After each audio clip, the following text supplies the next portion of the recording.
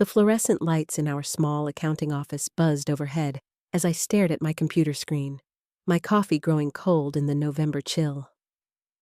What started as a routine check of my retirement account had turned into something that made my stomach drop to the floor. The numbers didn't add up. They weren't even close. My name is Sarah Mitchell. I'm 48 years old, and I've been contributing faithfully to my 401k for the past 15 years at Henderson & Associates, a mid-sized accounting firm where I work as a senior bookkeeper.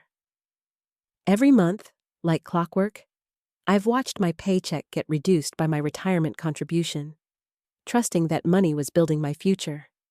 But sitting there in the gray cubicle I'd called home for over a decade, I realized my trust had been hideously misplaced. This story will shock you, so make sure to like and subscribe for more. Drop a comment with your city name. The office felt smaller than usual as I scrolled through months of discrepancies. My hands were actually shaking as I pulled up payroll records, cross-referencing them with the retirement fund statements. Marcus Henderson, the owner's nephew who handled our payroll and benefits administration, had always seemed so helpful, so eager to answer questions about our retirement plans. He was 32, impeccably dressed, and had that smooth way of talking that made you feel like he had everything under control. Marcus had started working here about 8 months ago when his uncle brought him in to modernize our systems. Everyone liked him. I liked him. But now, staring at these numbers, a sick realization was washing over me.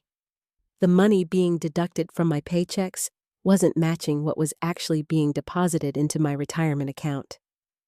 We're talking about hundreds of dollars every month, money that should have been growing for my future. Money that my husband Tom and I had carefully budgeted around. Tom Mitchell, my husband of 22 years, worked as a maintenance supervisor at the local hospital. He trusted me to handle our finances, to make sure we were prepared for retirement. How was I going to tell him that someone had been systematically stealing from us? My mind raced to my daughter, Jessica Mitchell, who was 24 and just starting her career as a nurse. She'd been so proud when I told her about our retirement planning, how we were being responsible and thinking ahead. Jessica looked up to me for financial advice, and now I felt like a complete fool. Had I been naive? Had I missed obvious warning signs? I thought about my closest friend at work, Linda Rodriguez, who sat just 2 cubicles over. Linda was 51, had been at Henderson & Associates for almost 20 years, and knew every system, every procedure, every person who'd ever worked here. She was like the office mother, always looking out for everyone, always the first to notice when something was off. If anyone could help me figure out what was really happening, it would be Linda. But what if I was wrong? What if I was jumping to conclusions and making a terrible mistake? The office was unusually quiet for a Thursday afternoon. Marcus was at his desk near the window, typing away at his computer, occasionally taking calls about benefits questions from other employees. He looked so normal, so professional in his navy suit and crisp white shirt. Could someone who seemed so trustworthy really be stealing from the people he was supposed to be helping?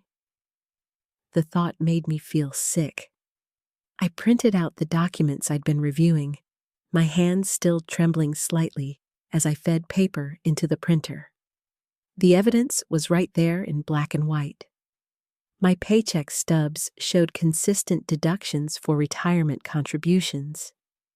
The statements from our retirement fund company showed significantly smaller deposits. The difference was substantial enough that there was no way this could be a clerical error or some kind of processing delay. For months, I'd been living under the assumption that I was being responsible, that I was building security for Tom and myself. We'd made decisions based on what we thought our retirement savings would be. We'd delayed some home repairs, chosen more modest vacations, all because we believed we were investing in our future. The betrayal felt personal and devastating. As I gathered my papers, trying to look casual while my heart pounded, I caught Linda glancing over at me with concern. She had that intuitive way about her, always able to sense when something was troubling someone. I knew I needed to talk to her, but I also knew I had to be careful. If Marcus really was stealing from retirement accounts, mine probably wasn't the only one affected. This could be much bigger than I initially realized. The trap I'd missed finally sprang shut. The smoking gun came when I decided to check one more thing. I logged back into the retirement portal and navigated to the transaction history section I'd never bothered to look at before. What I found there made my stomach drop to the floor. Every single one of my retirement contributions showed the correct amount being deducted from my paycheck, but then there were secondary transactions. Withdrawals, small amounts at first, maybe $50 or $60 per month, but gradually increasing over time. The most recent withdrawal was for $300, processed just last week. Each transaction was marked with Marcus's employee ID and authorization code. I sat staring at the screen, my coffee growing cold as the reality sank in. This wasn't some accounting error or system glitch. Marcus had been systematically stealing from my retirement account, and he'd been getting bolder about it. The pattern was clear. He'd started small to see if anyone would notice, and when no red flags were raised, he'd increased the amounts. My hands were shaking as I printed out the transaction history. The evidence was overwhelming, but I felt terrified about what to do with it. Marcus wasn't just some random criminal. He was someone I'd trusted, someone I'd recommended to other employees when they had benefits questions. How many other people was he stealing from? I glanced over at Linda, who was reviewing some files at her desk. She must have sensed me looking because she turned and gave me a questioning look. I knew I needed her wisdom and experience, but I also knew that once I told her what I'd discovered, there would be no going back. This would become real in a way that would change everything at our office. Taking a deep breath, I gathered my printed documents and walked over to Linda's cubicle. She looked up from her work with those kind, perceptive eyes that had seen everything in her 20 years here. "Linda, could I talk to you privately for a few minutes? It's really important." She immediately picked up on the urgency in my voice. "Of course, honey. Conference room B is empty right now." We walked to the small conference room, and I closed the door behind us. Linda sat down across from me, her expression growing more serious as she saw the stack of papers in my hands and the obvious distress on my face. "What's going on?" "You look like you've seen a ghost." I spread the documents out on the table between us. "Linda, I think Marcus has been stealing from my retirement account, and probably from other people's accounts too." Her eyes widened as I walked her through everything I'd discovered. The discrepancies between my paycheck deductions and the actual deposits, the transaction history showing unauthorized withdrawals, the pattern of increasing theft over the past several months. Linda listened intently, occasionally asking clarifying questions, her expression growing more grave with each detail. "Oh my God," she whispered when I finished explaining everything. "I can't believe this. Marcus always seemed so helpful, so trustworthy. But you're right, this is clear evidence of theft. I don't know what to do, Linda. I keep thinking about Tom and how hard we've been working to save for retirement. We've been making sacrifices, thinking we were being responsible, and meanwhile, Marcus has been stealing from us. It makes me feel so stupid and violated." Linda reached across and squeezed my hand. "You are not stupid. You trusted someone who was in a position of authority, someone whose job it was to help you. That's what normal people do. Marcus is the one who violated that trust." "But what do I do now? If I report this, it's going to turn everything upside down. And what if other people have been affected?" What if he's been stealing from you too? Linda was quiet for a moment, processing everything. You know what? I haven't checked my retirement statements in detail for months. I just assumed everything was fine because the right amounts were being deducted from my paycheck. I need to go look at my account right now. We returned to our desks, and I watched as Linda logged into her retirement portal. I tried to focus on my own work, but I kept glancing over at her, watching her expression change from curiosity to confusion to outright anger.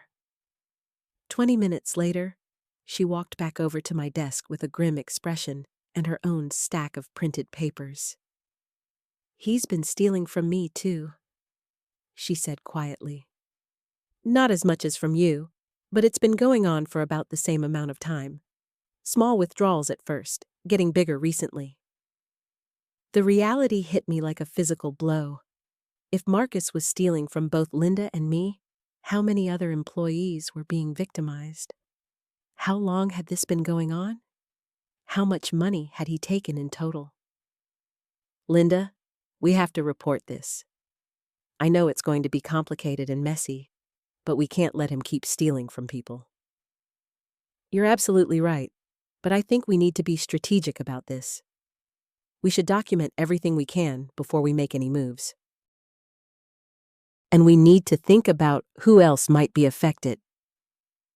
I looked across the office at Marcus, who was still at his desk, taking a phone call from what sounded like another employee asking about their benefits. The irony was sickening. People were calling him for help with the very accounts he was stealing from. I need to tell Tom about this tonight, I said. He's going to be devastated. We've been so proud of our retirement planning, and now I have to tell him that we're not nearly as prepared as we thought we were. Linda nodded sympathetically. That's going to be a difficult conversation. But Tom loves you, and he'll understand that this isn't your fault. As the workday wound down, I felt the weight of what lay ahead. I had evidence of theft, but I also had the burden of deciding what to do with that evidence. I thought about all the employees who trusted Marcus, all the people who might be in the same situation as Linda and me without even knowing it. I packed up my documents, said goodbye to Linda, and headed home to face the conversation I'd been dreading. Tom would be home soon, probably excited to tell me about his day, maybe asking about dinner plans. Instead, I was going to have to shatter his confidence in our financial security and tell him that someone we'd trusted had been stealing from us for months. But as I drove home, something else occurred to me. If Marcus was brazen enough to steal from longtime employees like Linda and me, what else might he be capable of? And more importantly, what would he do when he realized we were onto him? The drive home felt endless, my mind spinning through worst-case scenarios. What if Marcus had been stealing for years? What if there were other victims beyond Linda and me? The thought made my stomach churn. I pulled into our driveway just as Tom was getting out of his truck, his work clothes dusty and his lunch cooler in hand.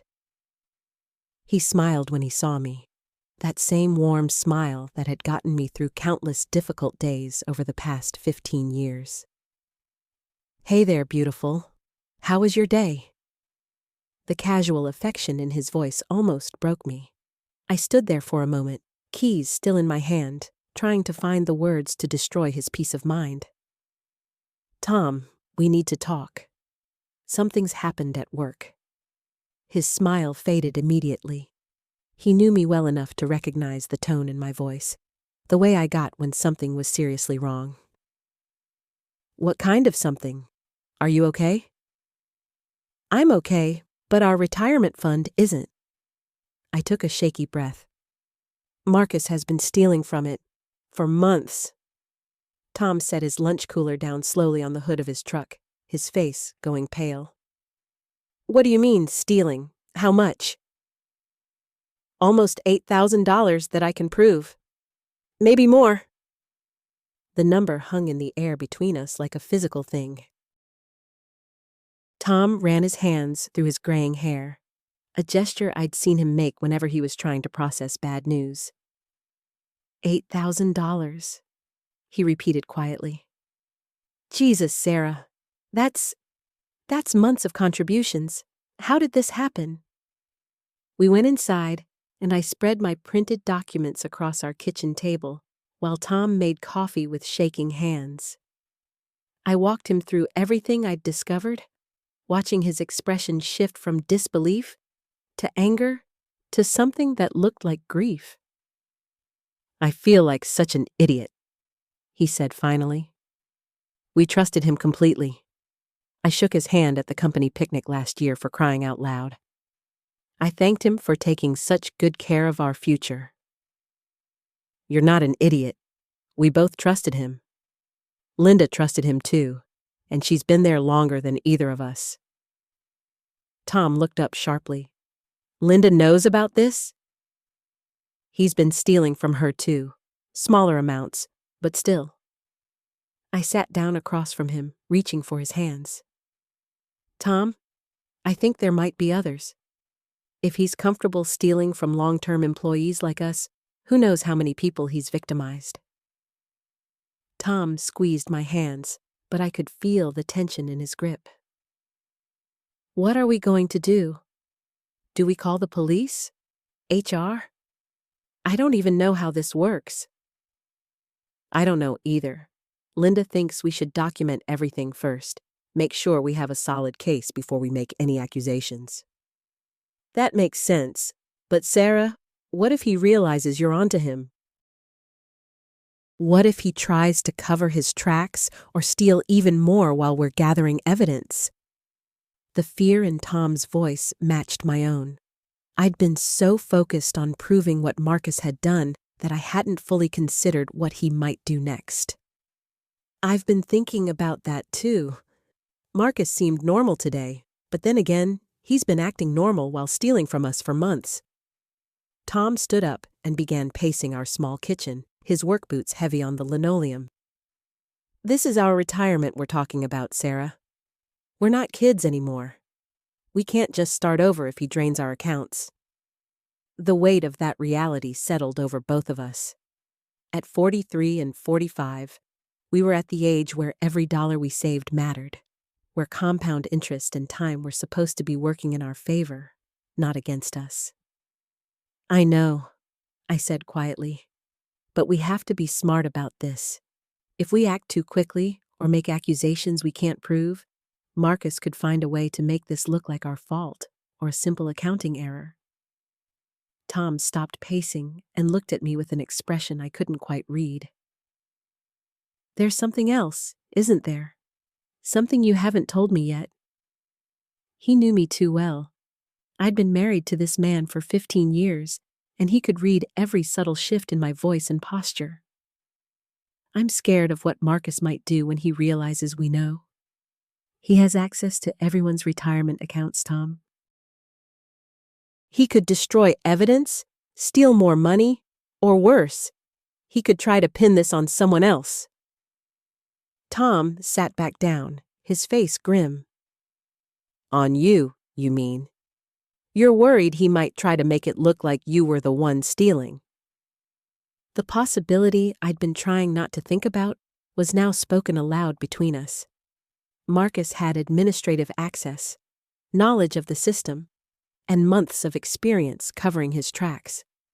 If he wanted to frame someone else for his crimes, he probably knew exactly how to do it. Linda and I need to move fast, I said. But we also need to be careful.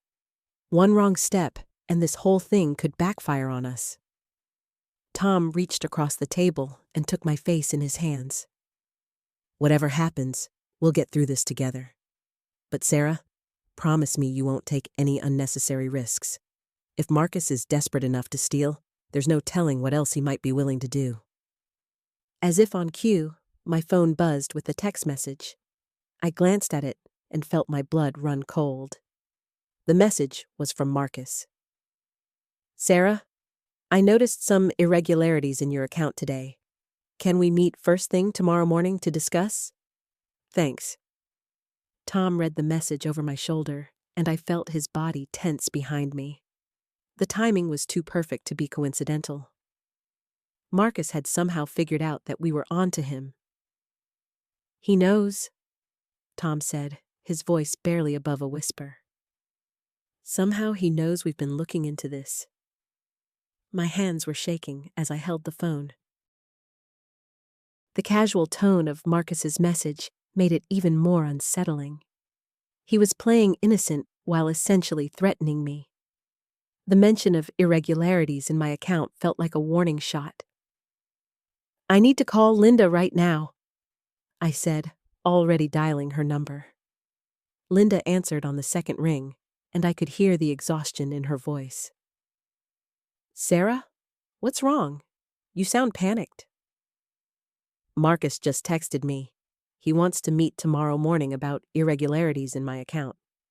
Linda, he knows we're investigating him." There was a long pause on the other end of the line. When Linda spoke again, her voice had changed completely. All traces of tiredness replaced by sharp focus. "Read me the exact message," she said. I repeated Marcus's text word for word, and I could hear Linda typing on her computer in the background. "Sarah, I've been going through more records since we talked. It's worse than we thought. He's been taking money from at least 6 different people, maybe more, and the amounts are getting larger. In the past month alone, he's diverted over $12,000. Tom grabbed my free hand and squeezed it tight. The scope of what Marcus had been doing was staggering. "But here's the thing," Linda continued. "I found something else. 3 weeks ago, Marcus created a backup of all the retirement account data. Then yesterday, after our conversation, he accessed that backup and made several changes to the original files." My stomach dropped. "What kind of changes?" "I can't tell for certain without more time to analyze it, but Sarah, I think he's been setting up a paper trail that makes it look like you've been the one making unauthorized transfers." The room felt like it was spinning around me. Tom must have seen the color drain from my face because he took the phone from my trembling hands. "Linda, this is Tom. What exactly are you saying? That Marcus is trying to frame Sarah?" "That's exactly what I'm saying. The backup he created has been modified to show Sarah's user credentials authorizing transfers that we know Marcus made. If anyone investigates this now, the evidence will point to her, not him." Tom's jaw was set in a hard line. "So what do? We can't let Sarah walk into that meeting tomorrow." "Actually," Linda said, and I could hear the determination building in her voice, "maybe she should, but not alone, and not without a plan." I took the phone back, trying to steady my breathing. "What do you mean?" "Marcus thinks he's cornered you, but he doesn't know that I've been documenting everything. I have screenshots of the original data, timestamps of when changes were made, and logs of Marcus's access to the system. If we play this right, we might be able to get him to admit what he's done." "You want me to wear a wire or something?" The idea terrified me. "Nothing that dramatic. Just your phone recording in your pocket. But Sarah, you need to understand the risks. If Marcus realizes what we're doing, he could complete whatever changes he's making and disappear with the money. We'd be left trying to prove your innocence while he's probably halfway to another state." Tom shook his head violently. "Absolutely not. I'm not letting Sarah walk into a trap." "Tom, I appreciate that you want to protect me, but this might be our only chance," I said. "If Marcus has really been setting me up, then doing nothing isn't an option either. At least this way, we're taking action instead of just waiting for him to destroy us." Linda's voice came through the phone speaker clearly. "There's something else you both need to know. I checked the company directory, and Marcus put in a request for vacation time starting next Friday. 2 weeks off, and he's listed his destination as out of state. I think he's planning to run." The pieces were falling into place with terrifying clarity. Marcus had been systematically stealing from multiple employees, setting up Sarah to take the fall. And now, he was preparing to disappear with the money before anyone could stop him. 4 days, Tom said grimly. We have 4 days to stop him before he's gone for good. I looked at my phone again, staring at Marcus's seemingly innocent message. Tomorrow's meeting wasn't just about discussing irregularities.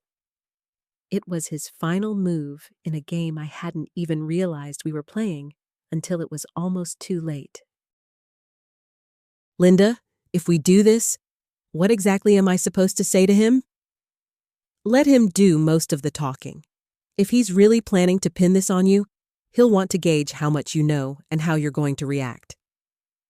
The key is to seem confused and cooperative, not defensive or angry. Tom stood up abruptly and walked to the window, staring out into our backyard. I don't like this. There are too many things that could go wrong. Tom's right, I said.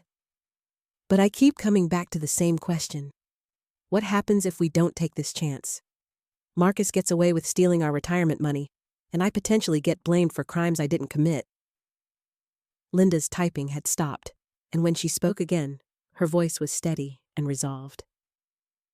Sarah, I want you to know that whatever you decide, I'll support you. But I think we have enough evidence to prove Marcus is guilty, even if he tries to frame you. The question is whether we can stop him before he runs. I closed my eyes and tried to imagine sitting across from Marcus tomorrow morning, knowing what I now knew about him, pretending to be oblivious while he tried to manipulate me into accepting blame for his crimes. When I opened my eyes, Tom was watching me with an expression of resigned understanding. He knew me well enough to recognize when I'd made up my mind. I'm going to the meeting, I said quietly. But I want backup plans in place. Linda, can you be monitoring the system while I'm talking to him? Already planned on it. Tom returned to the table and sat down heavily. Then I'm driving you to work tomorrow and waiting in the parking lot. If anything feels wrong, you call me immediately. As we finalized the details of our plan, I couldn't shake the feeling that we were missing something important. Marcus had been planning this for months, maybe longer. He was smart, careful, and clearly ruthless enough to destroy someone else's life to save his own. Tomorrow morning, I would sit across from someone I'd worked with for 3 years, someone I'd shared coffee and casual conversation with dozens of times, and try to outsmart him at his own game. The phone buzzed again with another text, but this time it was from Linda. Just found something else in the logs. Marcus has been accessing personnel files for all his victims. He knows about Tom's medical bills from last year and your mother's funeral expenses. He's been choosing people he thinks are financially vulnerable and can't afford to fight back. I stared at Linda's message, feeling something cold settle in my stomach. Marcus hadn't just been stealing money randomly. He'd been studying us, learning our vulnerabilities, selecting victims he thought would be too desperate or too weak to challenge him. What is it? Tom asked, noticing my expression. I read Linda's text aloud. When I finished, the kitchen fell completely silent. Tom's face had gone pale. His medical bills from the cancer scare last year had nearly bankrupted us, even with insurance. The treatments, the time off work, the endless specialist visits. We'd barely started recovering financially when Mom died 6 months later, and funeral expenses had wiped out what little we'd managed to save. He knows, Tom said quietly. He knows we can't afford lawyers or a long legal battle. Linda looked up from her laptop. It gets worse. I can see the other files he accessed. Jenny Martinez from payroll, whose husband lost his job last spring. David Chen from maintenance, who's been supporting his elderly parents. Marcus chose people who needed every penny of their retirement contributions just to survive. I felt a surge of anger so intense it surprised me. This wasn't just theft. It was predatory, calculated cruelty. Marcus had looked at our pain, our struggles, our most vulnerable moments, and seen opportunity. "Sarah, you're shaking," Tom said, reaching for my hand. I hadn't realized. My whole body was trembling with rage and something else. Fear, maybe, or the overwhelming weight of understanding exactly how deep this went. "He's been planning this for months," I said. "While I was sitting in those meetings, discussing quarterly reports and project timelines, he was already stealing from me. When I brought him coffee or wished him good morning, he was calculating how much more he could take before I noticed." Linda closed her laptop and leaned forward. "Sarah, I need to ask you something, and I want you to really think about the answer. When Marcus suggested this meeting tomorrow, what was his exact tone? His body language?" I replayed the conversation in my mind. Marcus approaching my desk just before 5, when most people had already left. His casual manner, almost friendly. The way he'd suggested we meet early, before the normal workday started. "Confident," I said slowly.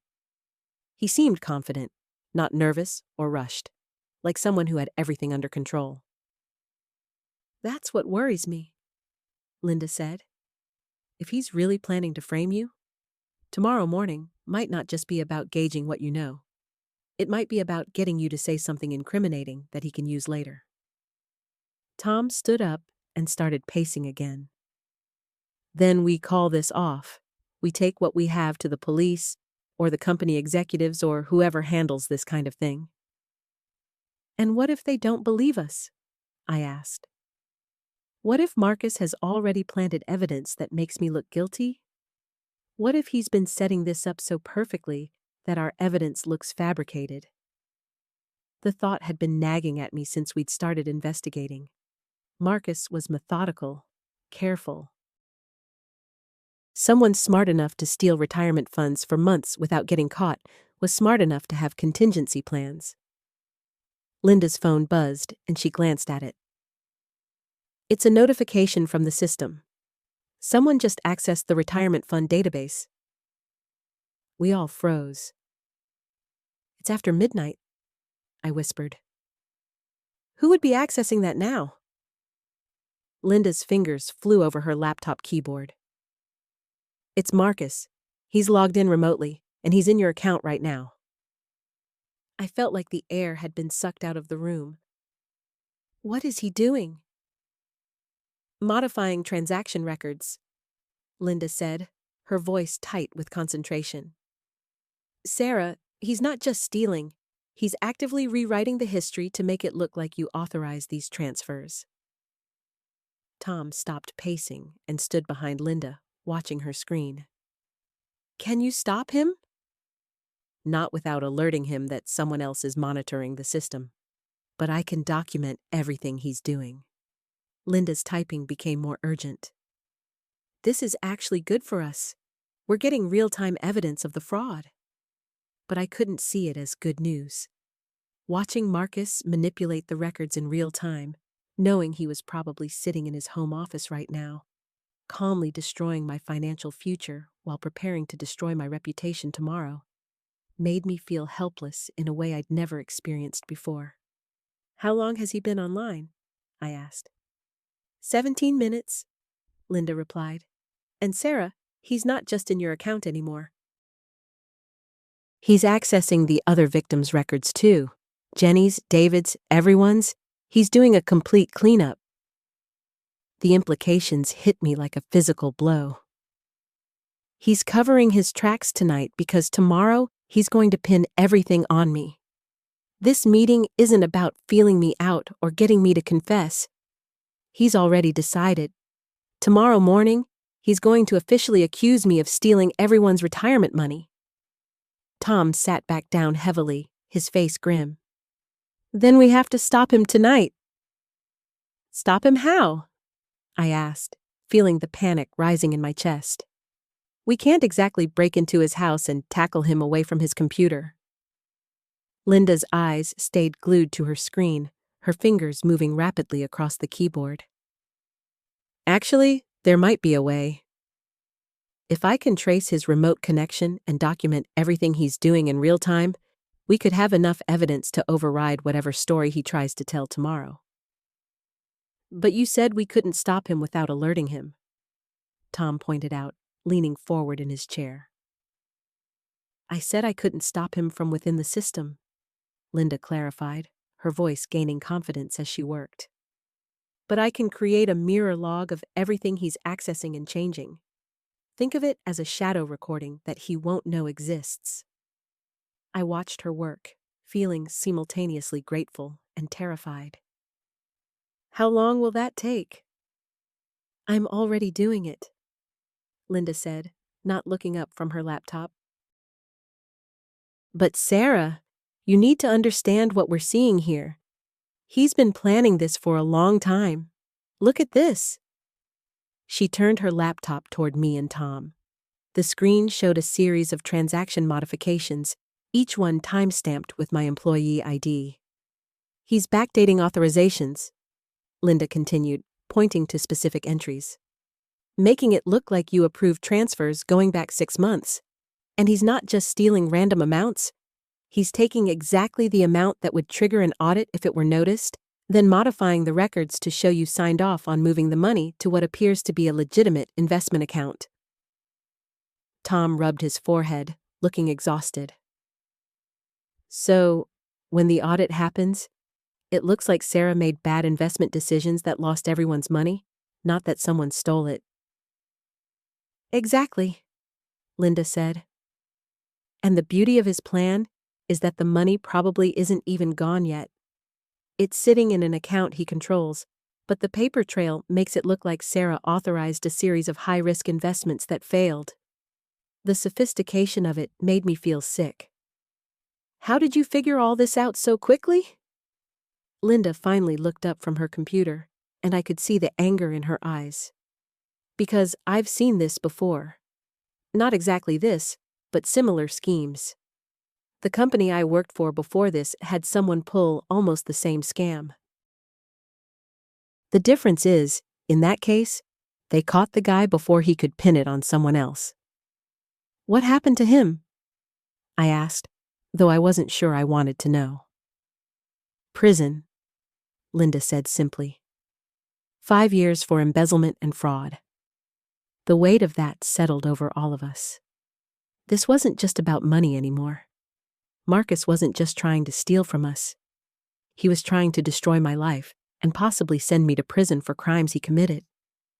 Tom stood up and started pacing again, his hands clenched into fists. We have to call the police. Tonight. Right now. With what? I asked. Everything Linda is showing us, Marcus could claim she fabricated. He's the one with official access. She's hacking into the system. I'm not hacking, Linda said firmly. I have legitimate access to these systems as part of my job responsibilities. Everything I'm documenting is admissible. But will anyone believe us? I pressed. Tomorrow morning, Marcus is going to walk into that meeting with months of carefully prepared evidence showing that I authorized every transaction. We'll walk in with screenshots and claims that we caught him in the act of framing me. Who sounds more credible? Tom stopped pacing and looked at me with frustration. So what do you want to do, Sarah? Just give up? Let him destroy you? No, I said, surprised by the firmness in my own voice. I want to beat him at his own game. Linda looked up from her computer with interest. What do you mean? I could feel an idea forming, dangerous and probably stupid, but maybe our only real chance. He's online right now, completely focused on covering his tracks and setting me up. He thinks he's safe, that no one is watching. Okay, Tom said slowly. And? What if we confronted him? Right now, while he's in the middle of manipulating the evidence?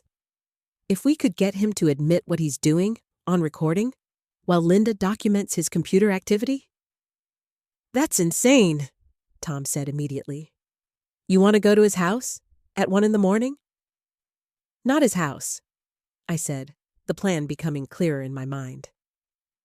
He's logged in remotely, which means he's probably using the secure VPN connection. Linda, can you see where he's connecting from? Linda's fingers flew over her keyboard. Actually, he's not at home. The IP address shows he's connecting from the office. He's at the building right now. The three of us stared at each other as the implications sank in.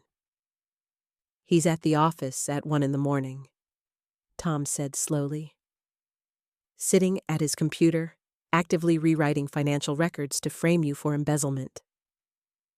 And we have complete access to the building, I added, my heart starting to race. Linda's eyes were bright with possibility. If we could catch him in the act, with his hands literally on the keyboard while the evidence shows up on his screen. It's still dangerous, Tom warned. What if he realizes we're there? What if he destroys the evidence? What if he claims we were the ones tampering with the system? I looked at both of them, these people who had dropped everything to help me when I needed them most. I can't ask you to take that risk. You're not asking, Linda said, already closing her laptop. I'm volunteering. This guy has stolen money from all of us, and now he's trying to destroy your life to cover it up. I want to stop him. Tom was quiet for a long moment, then he sighed deeply. I think you're both crazy. But I also think Sarah's right that this might be our only real chance to catch him before he finishes setting her up. So we're really going to do this? I asked, hardly believing it myself. Linda stood up and shouldered her laptop bag. We're going to walk into that office, catch Marcus red-handed in the act of embezzling and fraud, and make sure he can never hurt any of us again. But as we prepared to leave, none of us noticed the car that had been parked across the street for the past hour, or the figure inside taking pictures of us through the window. The 20-minute drive to our office building felt both endless and far too short. I kept checking the rearview mirror, my hands gripping the steering wheel so tightly my knuckles had gone white. Behind me, Tom followed in his car while Linda rode shotgun, her laptop open and tracking Marcus's continued activity. He's still there, Linda murmured, her face illuminated by the screen's glow. Still making changes to the system. He's moved on to altering the audit trail logs now. What does that mean? I asked, though I wasn't sure I wanted to know the answer. He's erasing evidence of his own access while creating a false trail that makes it look like you've been logging in during off hours for months. Sarah, this is sophisticated stuff. He's not just stealing money. He's systematically building a case that you're the one who took it. The office complex loomed ahead of us, mostly dark, except for scattered security lights and the glow from a few windows where late-shift workers were still at their desks. Our building was a mid-rise structure that housed several companies, and at this hour, it looked almost abandoned. I pulled into the parking garage, noting Marcus's silver Honda parked in his usual spot 3 levels up. The sight of his car made everything suddenly, frighteningly real. Up until this moment, part of me had been hoping we'd arrive to find an empty building, that Linda had somehow made a mistake about his location. Tom parked beside us, and the 3 of us stood in the echoing concrete garage, speaking in hushed voices despite being alone. Okay, Tom said, clearly trying to project more confidence than he felt. What's the plan once we get inside? We can't just walk up to him and say, "Hey, Marcus, we know you're embezzling." Linda had her laptop out again, balanced on the hood of my car. He's on the 7th floor in his office. But look at this. She turned the screen toward us. He's accessed the server room controls. I think he might be planning to physically tamper with the backup drives. The server room is on the 5th floor, I said, my mind racing. If he's planning to go down there, we could intercept him, Tom finished. Set up in the server room and wait for him to show up. But what if he doesn't go there tonight? What if he finishes what he's doing remotely and leaves? Linda's fingers were flying over the keyboard again. Actually, I don't think he has a choice. The changes he's making are extensive, but the system automatically creates backup copies of all financial records. To really frame Sarah and cover his tracks, he'd need to alter those backups too. We made our way through the building's main entrance, my keycard granting us access to what felt like a crime scene we were about to create. The lobby was eerily quiet, our footsteps echoing off the marble floors despite our attempts to walk softly. In the elevator, Tom kept pressing the button for the 5th floor, as if that would make us arrive faster. I still think this is insane, he muttered. But I also can't think of a better option. The security cameras, I suddenly realized. They'll show us being here. Actually, that might work in our favor, Linda said. The same cameras will show Marcus here at 1 a.m, which is going to be pretty hard for him to explain to HR. The elevator dinged softly as we reached the 5th floor. The server room was at the end of a long hallway lined with offices belonging to the IT department. Linda led us to a small conference room with a view of the server room entrance. "We can wait here," she whispered, setting up her laptop on the conference table. "I can monitor his activity and let you know when he's about to move." But as we settled into our makeshift surveillance post, Linda's face suddenly went pale. "Oh no! Oh no, no, no!" "What?" Tom and I said in unison. "He's not just in the system anymore. He's initiated a remote wipe of the backup servers. He's not planning to come down here to tamper with them physically." She looked up at us with growing panic. "He's going to destroy all the evidence remotely right now and then leave. We're going to lose everything." I stared at her screen, watching files and records disappearing in real time.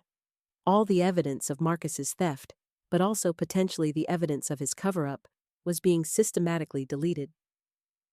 "How long do we have?" I asked. "At this rate, maybe 10 minutes before the deletion is complete." Tom stood up abruptly. "Then we go to him. Now. We confront him before he can finish." "Tom, we don't even have a plan." "The plan is simple," he interrupted, his voice grim. "We stop him. Whatever it takes." But as we prepared to leave the conference room, Linda's laptop suddenly emitted a soft chime. She frowned at the screen, then her expression shifted to something between confusion and fear. "That's weird," she said slowly. "Someone else just accessed the building's security system. Someone is watching the camera feeds right now, and it's not building security." We all stared at each other as the implications sank in. Marcus wasn't working alone. The fluorescent lights in the conference room suddenly felt too bright, casting harsh shadows across our faces as we processed this new revelation. My hands trembled as I gripped the edge of the table, the smooth laminate surface offering no comfort against the growing dread in my chest. "Show me," I whispered, moving behind Linda's chair to peer at her laptop screen. Linda's fingers flew across the keyboard, pulling up what looked like a network monitoring interface.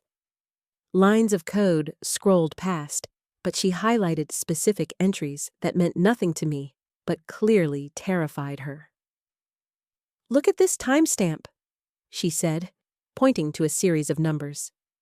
"Someone accessed the security cameras exactly 30 seconds after we entered the building. They've been tracking our movements." Tom began pacing the small conference room like a caged animal, his footsteps muffled by the industrial carpet. The space felt claustrophobic now, the glass walls that had seemed like a good vantage point suddenly feeling like a fishbowl. "This is bad," he muttered, running his hands through his hair. "This is really bad. If Marcus has an accomplice, they know we're here. They know what we're doing." The weight of our situation settled over me like a suffocating blanket. We weren't just dealing with one corrupt employee stealing retirement funds. This was bigger, more organized, and infinitely more dangerous. The building around us, which had felt empty and secure minutes ago, now seemed to pulse with hidden threats.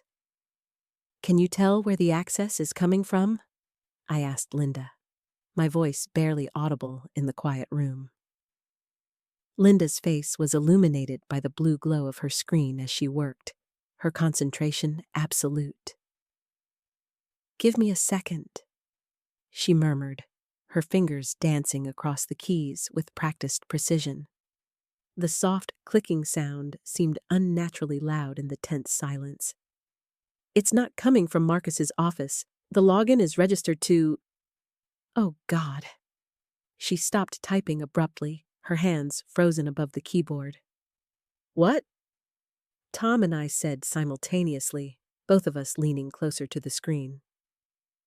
"The access is coming from the building's main security office," Linda said slowly, her voice hollow. "Someone in building security is helping Marcus. They've been watching us since we arrived, and they can see exactly where we are right now." The air in the room seemed to grow thicker, making it hard to breathe. I felt exposed and vulnerable, knowing that somewhere in this building, someone was watching our every move through the security cameras. The red lights of those cameras, which I'd never noticed before, now felt like malevolent eyes tracking our desperate mission. Tom stopped pacing and stood perfectly still, his face pale under the harsh fluorescent lighting. "We need to get out of here, now, before whoever is helping Marcus decides to call the police and report us as intruders." But Linda shook her head, her jaw set with determination that surprised me. "No, don't you see? This actually proves everything. If Marcus has someone in building security helping him cover his tracks, that explains how he's been able to access systems and manipulate records without leaving obvious traces. This is the missing piece we needed." I stared at her screen, watching as more files disappeared in real time, each deletion representing evidence of months of theft from my retirement account. The sick feeling in my stomach intensified as I realized how deep this conspiracy went. But what good does that do us if we can't prove it? If they delete everything and we get caught trespassing, we'll be the ones in trouble.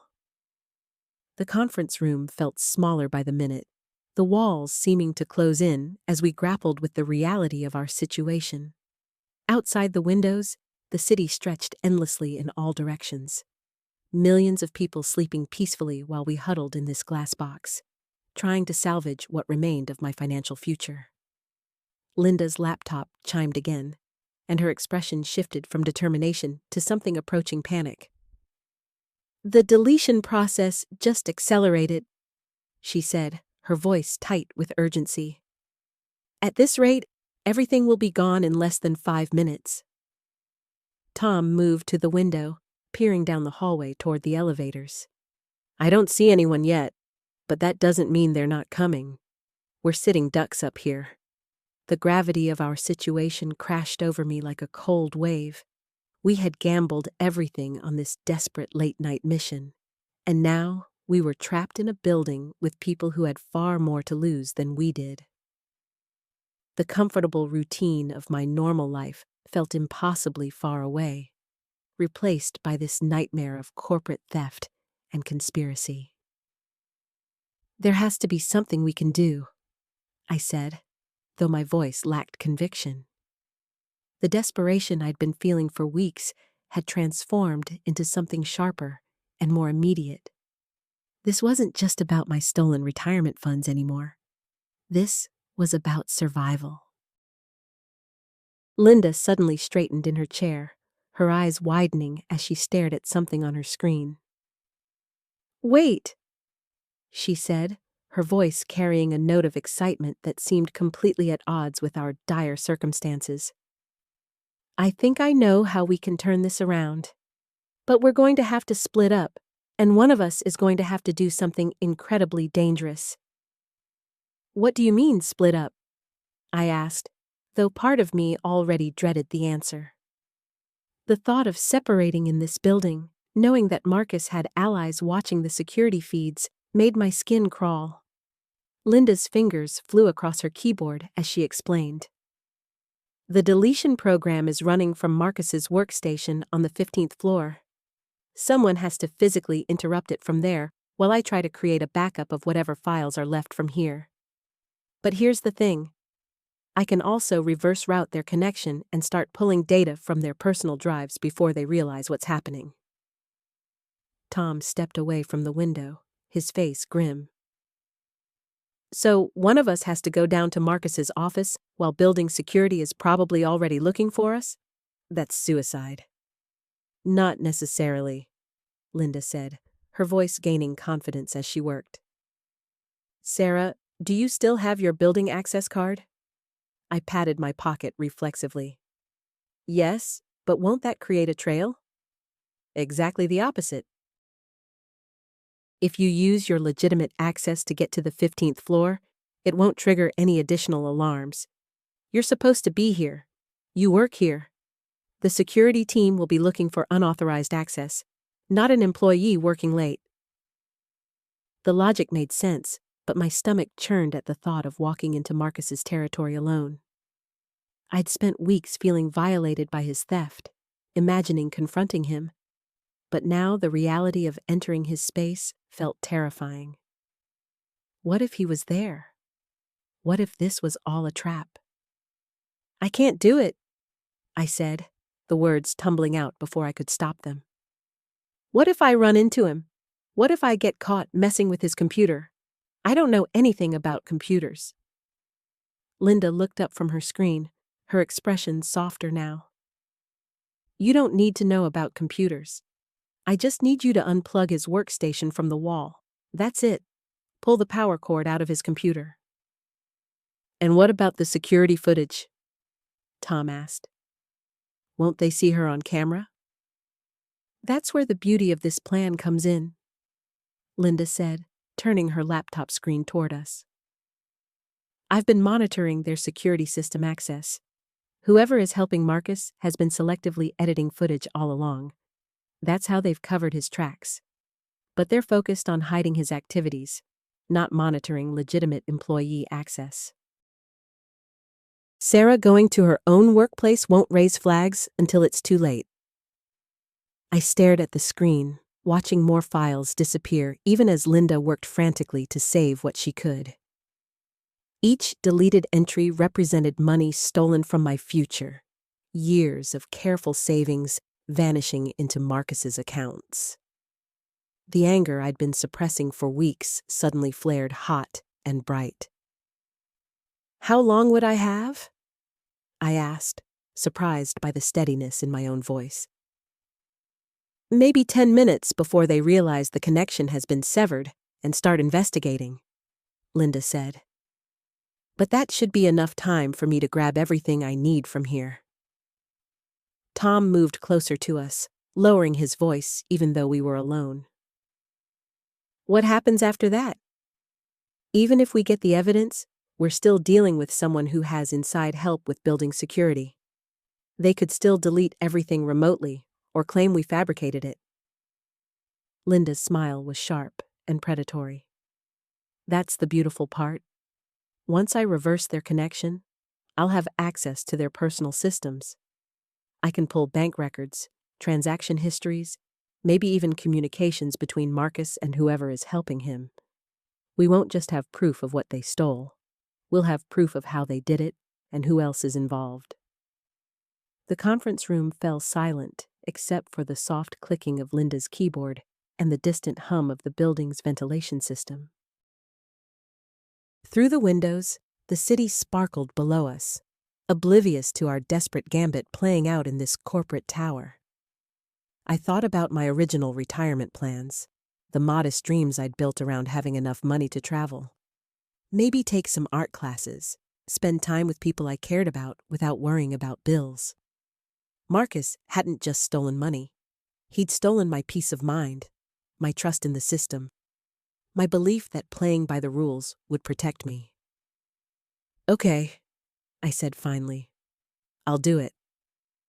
Tom grabbed my arm gently. Are you sure? There's got to be another way. There isn't, I said, and I knew it was true. This is the only chance we have to get real proof before they destroy everything. Linda was already pulling up building schematics on her laptop. Take the elevator to 15. Marcus's office is 1547. Corner office on the east side. You'll need to walk past the main reception area, but it should be empty this time of night. What if the elevator stops on other floors? I asked, practical concerns flooding my mind now that I'd committed to the plan. It shouldn't. The building is essentially empty, but if it does, just act natural. You're working late, checking on something important. You belong here. I stood up, my legs feeling unsteady. The familiar conference room suddenly looked foreign, like a place I might never see again. Everything about this night had taken on a surreal quality, as if I was watching someone else's life unfold rather than living my own. How will I know if something goes wrong? I asked. Linda held up her phone. I'll text you if I see anything unusual on the security feeds. If you get my message to abort, just leave immediately. Don't worry about the computer. Tom moved toward the door with me. I'm going to position myself near the stairwell on this floor. If anything happens, I can create a distraction or help you get out. As I reached for the door handle, Linda's laptop chimed again with a different tone than before. She looked at the screen, and her face went pale. What is it? I asked, my hand frozen on the door handle. The security system just logged someone using a master keycard to access the building, Linda said, her voice barely above a whisper. Someone else just walked into the lobby. My blood turned to ice water in my veins. The door handle felt slippery under my suddenly sweating palm, and I had to grip it tighter to keep from losing my hold entirely. The conference room that had felt like our secret war room moments before now felt like a trap. The windows no longer offering a view of freedom, but serving as a reminder of how high up we were, how far we had to fall.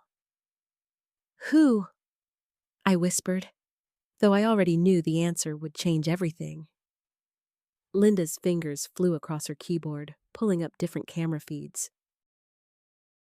The blue glow from her laptop screen cast strange shadows across her face, making her look older, more worried than I'd ever seen her.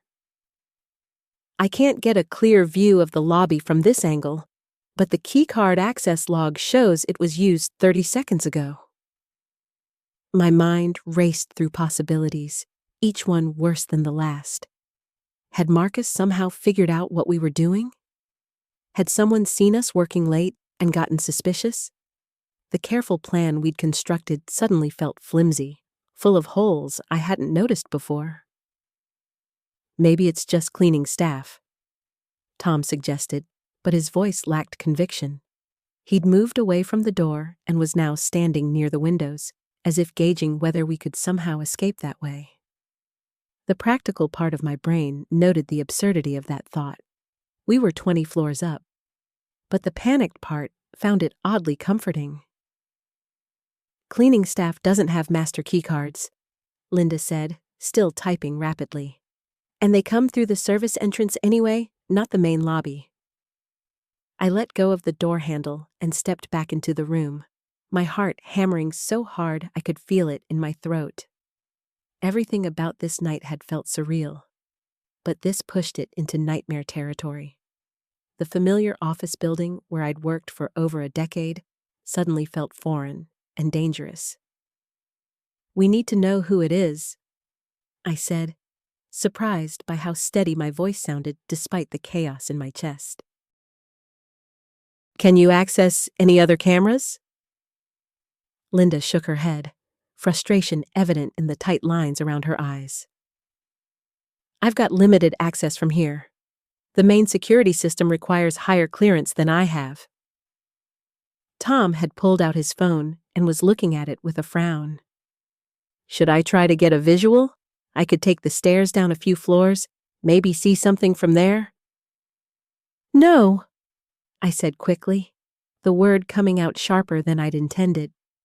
The thought of splitting up now, of any of us being alone in the building with an unknown person lurking somewhere below, made my stomach clench with anxiety. We stay together. The silence stretched between us, filled with the weight of indecision and fear. I found myself thinking about all the small moments that had led us here. The first time I'd noticed my retirement statement didn't look right. The sick feeling when I'd realized how much money was missing. The slowly building determination that had brought us to this point. Had it all been for nothing? Linda's laptop chimed again, a soft sound that made all three of us jump. She looked at the screen, and I watched her expression shift from worry to confusion, to something that might have been relief. The keycard access log just updated, she said slowly. Whoever came in, they left again. Same card, logged out 2 minutes ago. Tom moved closer to Linda's laptop, peering over her shoulder at the screen. Could someone have just forgotten something and come back to get it? Maybe, Linda said, but she didn't sound convinced. Or maybe they saw something they didn't expect and decided to leave. I felt a chill that had nothing to do with the building's air conditioning. What if they saw us? What if someone knows we're here? The question hung in the air between us like a physical thing. I realized I was holding my breath and forced myself to exhale slowly. My retirement money, my future, the evidence we needed. It all seemed to be slipping away again, just when we'd been so close to getting answers. There's something else, Linda said quietly, still staring at her screen. I just realized I recognize this keycard number. I've seen it in the access logs before, usually late at night or on weekends when the building should be empty. Tom and I exchanged glances. What does that mean? I asked. It means, Linda said, finally looking up from her laptop, that someone has been using this building for something unofficial, regularly. And tonight, for whatever reason, they decided not to stick around. The implications of that hit me like a physical blow. Marcus's scheme was bigger than just stealing from my retirement fund. There were other people involved, other activities happening in this building that weren't supposed to be happening. The evidence I needed might be even more damning than I'd hoped, or it might be much more dangerous to obtain than we'd realized. I looked at my two friends, really looked at them. Tom, with his worried expression and protective stance by the window. Linda with her technical expertise and willingness to risk her own job to help me. They were here because they cared about me, because they believed in doing the right thing. And I was asking them to help me walk into what might be a much bigger mess than any of us had imagined. I need to know, I said finally. Even if it's dangerous, even if there are other people involved. I need to know what happened to my money, and I need proof that can't be dismissed or covered up. Tom nodded slowly. Then we're all in this together. Linda closed her laptop with a decisive snap. Let's go get your evidence.